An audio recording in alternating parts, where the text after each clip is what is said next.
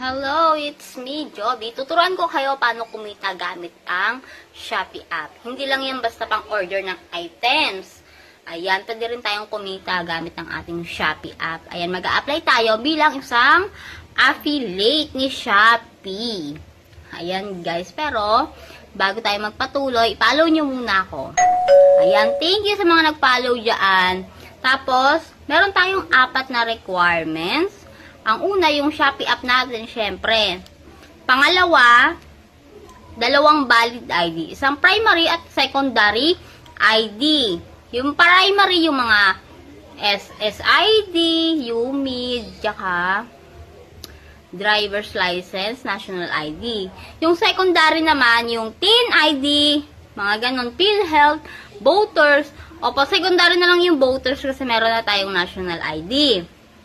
Ngayon, ang pangatlo, ang Shopee Pay. Ayan, yung Shopee Pay wallet natin kailangan verified po yan. Ayan, makikita natin ang Shopee Pay wallet sa loob lang ng ating Shopee app.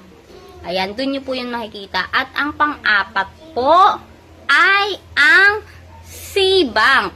Opo, kailangan, makikita nyo ang C-Bank sa Play Store. Ayan, i-install nyo lang po yan, tapos i-verify nyo gamit ang inyong valid ID. Ayan guys. Paano nga ba tayo kikita kay Shopee? Ayan, kapag meron na kayong 4 na requirements na yon, syempre magre-register kayo. Ilalagay ko sa comment link.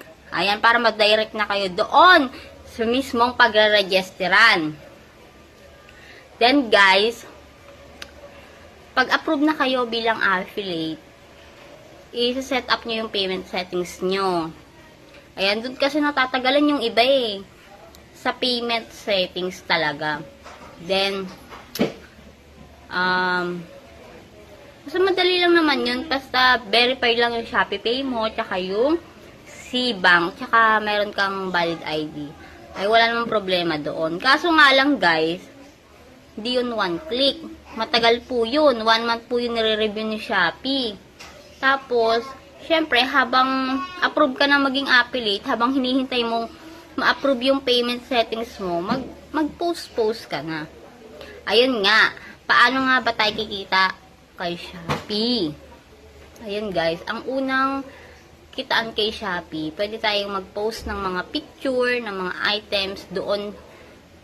Kahit anong items ng Shopee, tapos, i-convert mo lang yung link sa affiliate. Para may nag-click ng link na yon,